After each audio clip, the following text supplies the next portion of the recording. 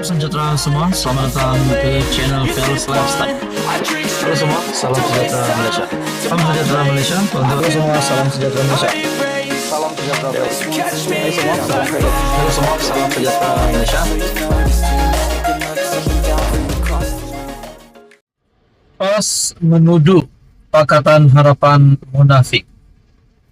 Bukankah kenyataan ini ataupun perkara yang berlaku ini, di mana kenyataan yang menyebut PH munafik ini perlu tanggung jawab ini perlu digalas oleh Presiden PAS sendiri, Tan Sri Abdul Hadi Awang. Ada yang kata Hadi Awang fitnah, ada yang kata Hadi Awang menipu. Berkaitan dengan peruntukan kerajaan persekutuan dan juga royalti minyak, Kedah dan Perlis. Nah, saudara-saudara, terbaru dikatakan dalam sebuah artikel dari Harapan Daily, tuduh PH munafik. PAS sepatah pun tidak bersuara semasa berkuasa. Adakah ini satu lagi rahasia besar PAS dan Hadi Awang sebagai presidennya? Oleh Raja Bahrain Shah, penulisan Presiden PAS dalam Haraka yang menuduh cara orang munafik menentang Islam diikuti Israel dan PH adalah jauh dari situasi sebenarnya. PAS sering mengakui merekalah yang menjurai perjuangan dan pembelaan Palestina melalui hujah-hujah mereka. Tetapi kalau dihalusi amalan cara mereka mentadbir kerajaan Malaysia selama 33 bulan, banyak kelemahan didapati. Apabila menjadi kerajaan di bawah Perdana Menteri Mahyadin, PAS hanya mengikut tanpa menyoal polisi kerajaan PNMN, isu Israel Timur Tengah kerana mementingkan kedudukan menteri-menteri PAS dan duta khas supaya kedudukan mereka tidak tergugah. Kelihatan kuasa adalah segala-galanya dan pembelaan Palestin diabaikan. Presiden PAS sebagai duta khas ke Timur Tengah tidak kelihatan melawat untuk menangani keadaan makin tenat di Timur Tengah, di mana makin banyak negara Arab Timur Tengah menjalini hubungan diplomatik dengan Israel dan sekaligus meminggirkan dan melemahkan kedudukan Palestin. Bahkan, Mahyadin masih bercakap omong kosong, two-state solution atau penyelesaian penubuhan dua negara yang sebenarnya telah lama terkubur. Itulah omong kosong Mahyadin dan PAS, sepatah pun tidak bersuara baik di Parlimen atau melalui duta khas Timur Tengah bertaraf menteri. Adakah kita boleh kata, ini adalah satu lagi pembongkaran terbesar, rahasia terbesar kepimpinan Perikatan Nasional yang dipimpin oleh Mahyadin dan juga Hadi Awang sebagai pengerusi dan timbalan pengerusi. Tidak cukup dengan kurang membela nasib umat Palestin tertindas, PAS menyokong kuat penyertaan Expo Dubai 2020 yang disertai Israel dan didukungi oleh negara UAE serta negara Arab yang lain yang telah menjalinkan hubungan diplomatik dan perniagaan besar-besaran dengan Israel. Ahli Parlimen PAS Kuala Terengganu, Timbalan Menteri Mosti Ahmad Amzad melalui Facebook beliau pada 2020 menyatakan dengan megah Expo Dubai 2020 sangat penting dalam rangka hubungan multilateral dan perdagangan antara bangsa Malaysia. Beliau juga mendakwa Palestin menyertai Expo tersebut, tetapi sebenarnya Palestin tidak menyertai Expo Dubai 2020 kerana menarik diri sebab kehadiran Israel. Nah, siapa yang menipu di sini menjadi persoalan. Artikel daripada Harapan Daily berkongsi, tuduh PH munafik, PAS sepatah pun tidak bersuara semasa berkuasa. Apa komen Anda? Teruskan bersama di dalam channel ini untuk info yang seterusnya.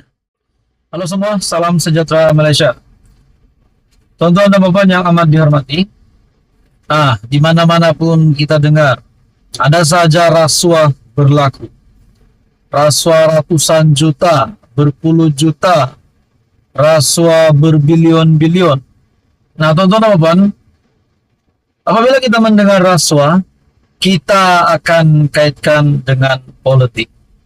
Tapi hari ini, saudara-saudara yang amat dihormati semua, terdapat satu pendedahan bocornya skandal rasuah.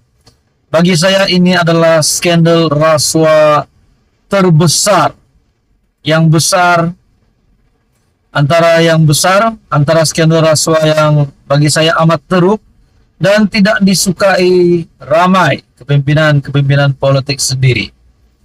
Dan ini bagi saya pasti mengejutkan Tun Mahathir, mengejutkan Tan Sri Muhyiddin Yassin, mengejutkan Datuk Seri Anwar Ibrahim sendiri, mengejutkan ramai lagi ahli politik, kepemimpinan politik di Malaysia. Skandal rasuah RM57 bilion. Nah, ini pasti satu pendedahan yang amat mengejutkan ramai. Di dalam sebuah dapatan saya melalui maklumat daripada artikel BH Online, Vietnam digegarkan skandal rasuah perbankan RM57,9 bilion. Dan yang mengejutkan, ini adalah terbesar di Asia Tenggara. Vietnam berdepan skandal perbankan terbesar susulan penahanan pemaju hartanah Truong My Lan baru-baru ini, yang didakwa menggelapkan kira-kira 304 triliun dong bersamaan dengan AS 12,4 bilion bersamaan dengan ringgit Malaysia 57,9 bilion. Wah, ini adalah satu jumlah yang bukan sedikit. Ini adalah satu jumlah yang amat banyak. Di dalam artikel ini menyebut pada 17 November lalu, Kementerian Keselamatan Awam Vietnam mendakwa Truong berumur 79 yang juga pengerusi Van Tin Pat Group kerana menyeleweng dana Saigon Commercial Bank. Dia adalah pemegang kepentingan majoriti di institusi keuangan.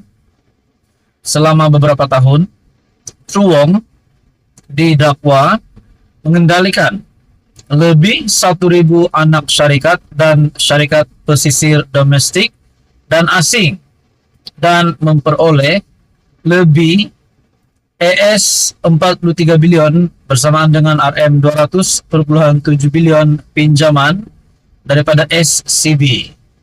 Skandal itu sekaligus mendedahkan kelemahan dalam sistem perbankan Vietnam, gesaan amalan profesional yang lebih baik, peraturan yang lebih ketat, dan mekanisme pemeriksaan yang dipertingkatkan untuk mencegah penyalahgunaan kuasa.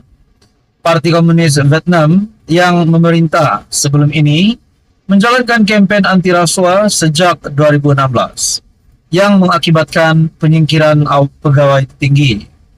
Dalam skandal terbaru itu, Kementerian Keselamatan Awam sudah mengesyorkan pendakwaan terhadap 85 individu, termasuklah pegawai kerajaan dan rakan sekutu kumpulan Van Tin Pat dan SCB. Jabatan Kuasa Hal Ehwal Dalam Negeri Parti Komunis turut meminta siasatan terhadap 23 pegawai negeri, termasuk 12 individu daripada Bank Negara Vietnam. Bagi saya ini adalah satu kejutan baru, kejutan yang besar untuk Malaysia juga, disebabkan ini adalah negara jiran di Asia, di mana Vietnam digegarkan skandal rasuah perbankan RM57,9 bilion terbesar di Asia Tenggara.